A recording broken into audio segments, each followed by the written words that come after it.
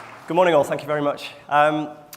So my name's Richard Pugh, I'm head of .com logistics for Marks & Spencer, and as a number of you will recognise, working in .com is a hugely exciting and constantly changing area of retail, but one thing that I think is quite interesting about working in .com for Marks & Spencer is that there's almost an expectation that you'll have an awareness and an understanding about a huge range of our end-to-end operations. So what do I mean by that? Well, I've tried on numerous occasions to explain to friends and family exactly what it is that I do.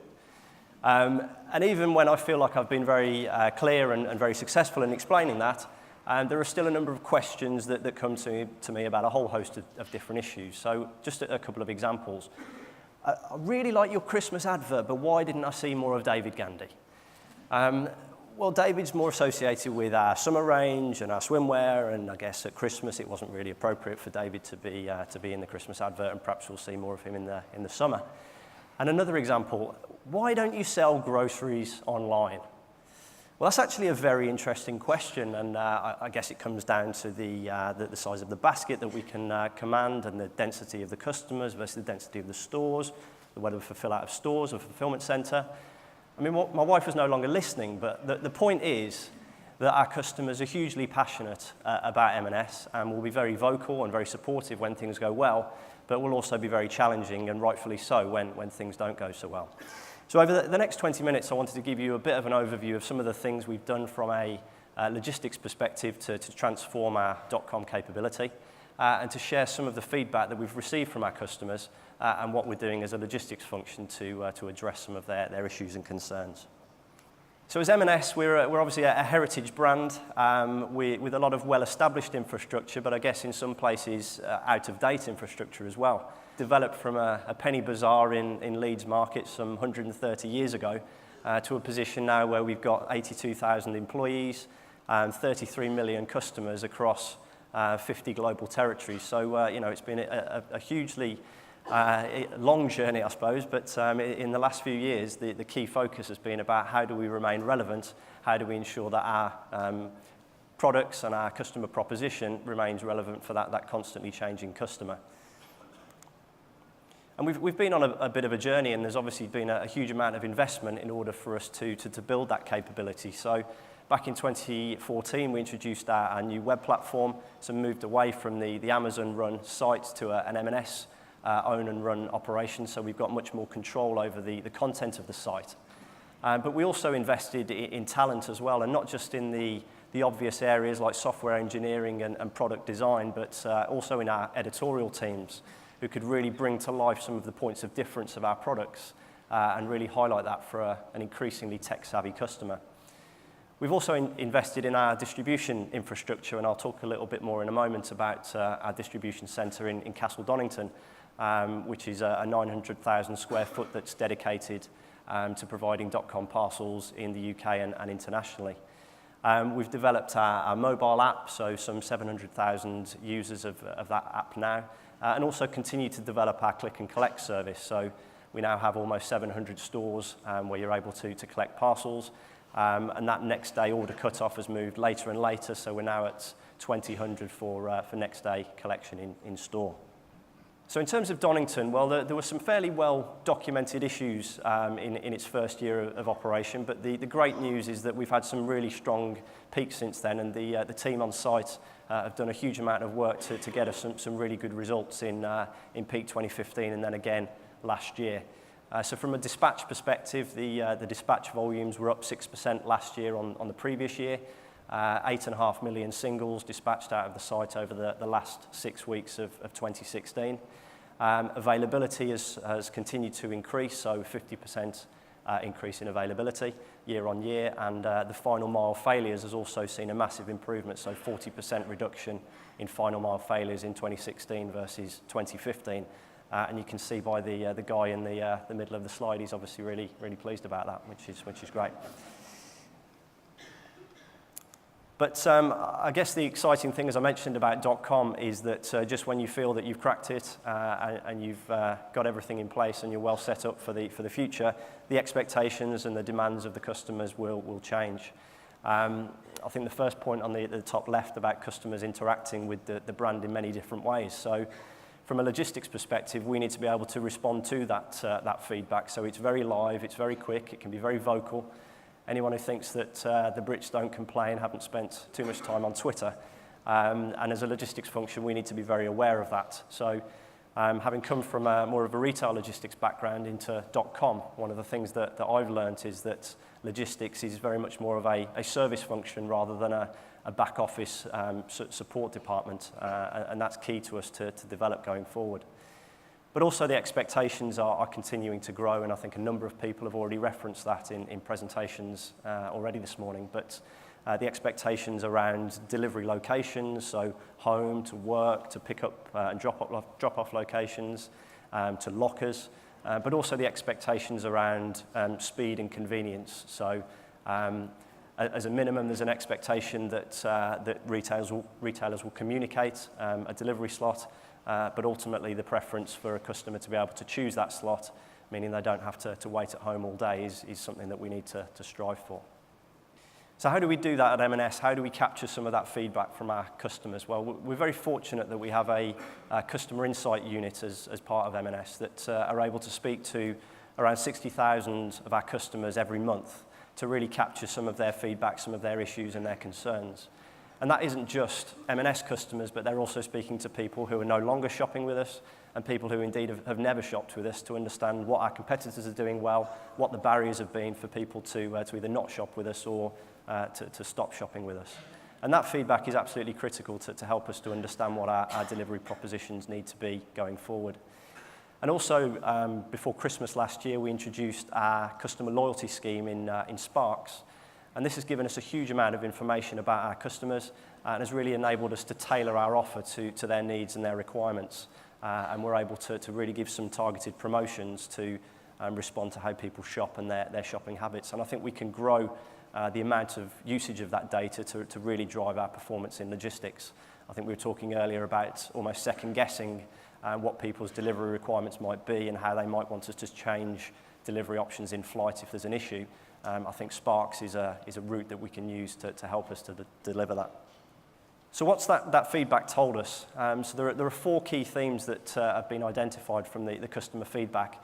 There were more, but unless they began with a C, I decided that was going to mess up my slide, so I've gone with these 4. So control, certainty, convenience, and communication. So firstly, control. Customers told us that they had a huge amount of control as they shopped the website. There are a number of devices that they can now use, so 40% of our orders are now placed on laptops. People can shop at a time and a location that's convenient to them.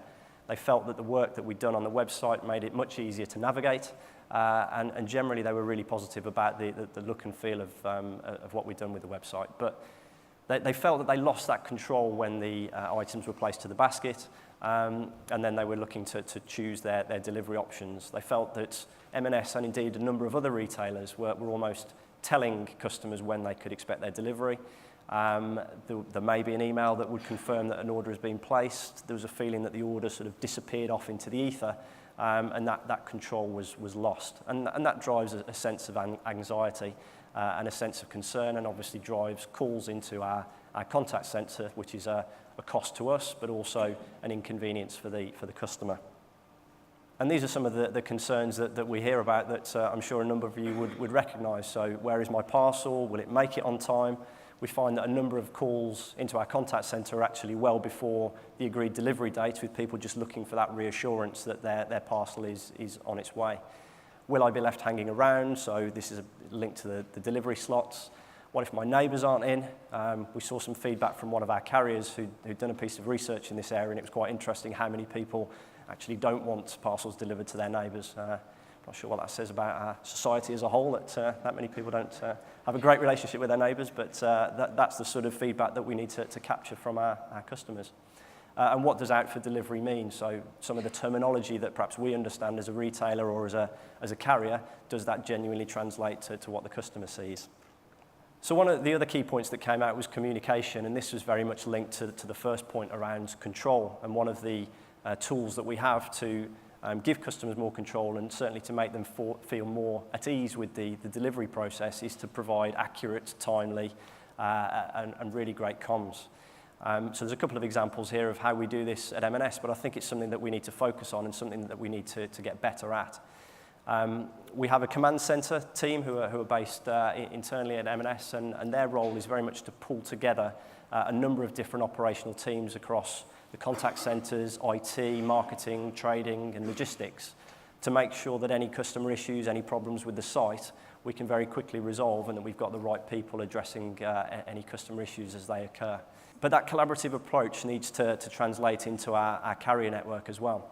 So we're very fortunate that we have a huge number of carriers that we deal with on a day-to-day basis. And that's great at peak times of year where we're able to really flex volume and use the various capability of our different carrier partners. But the challenge then comes is how do we give that consistency of approach to a customer? How do we ensure that comms and tracking is very consistent with the M&S message?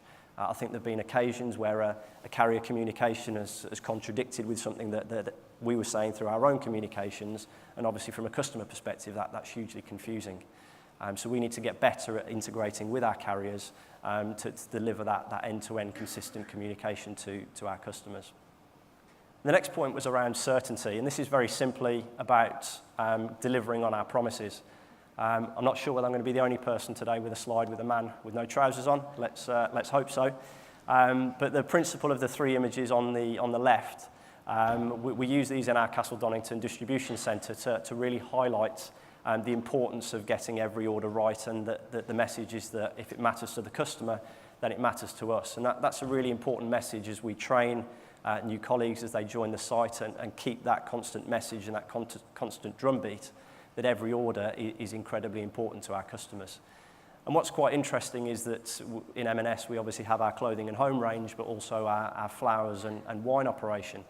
And what we find is that there are times of year when we're in a promotion and the clothing and home deliveries are perhaps not quite so time sensitive, but customers will use that experience when they're making a decision about who they're going to shop with for the more emotional purchases like birthday flowers or a gift.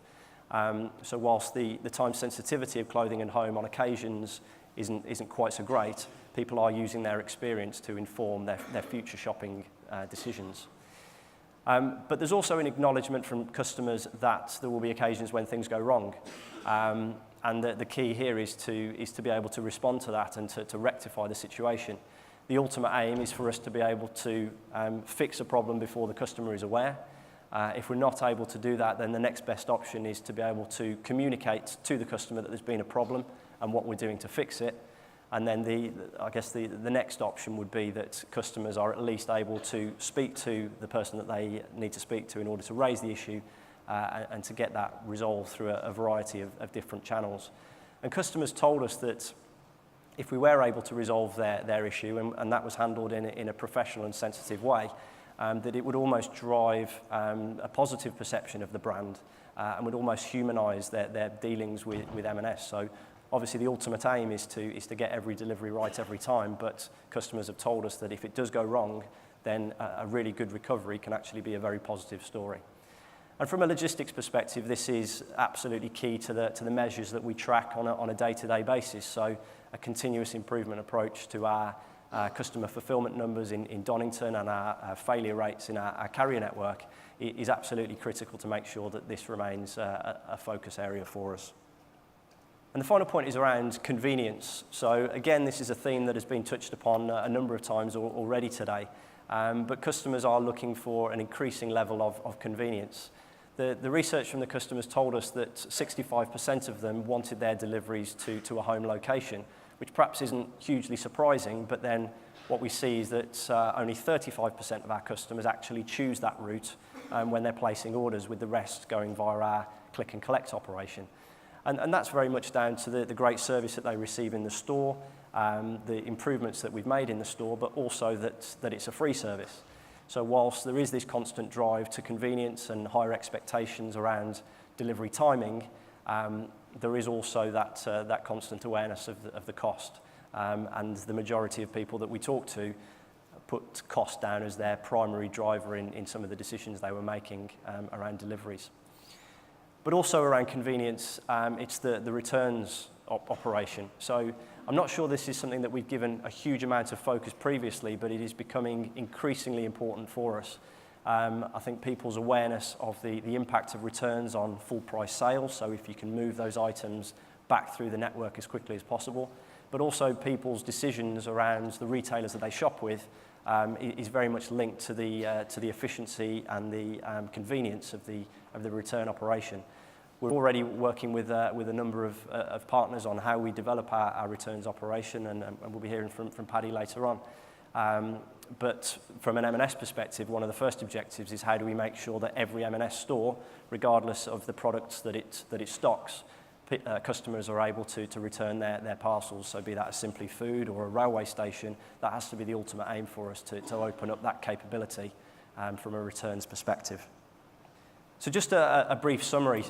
So introducing a digital mindset takes a cultural shift.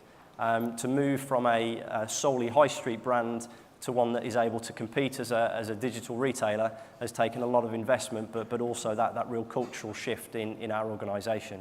And a lot of that is driven through collaboration across a number of different functions and a number of different organisations.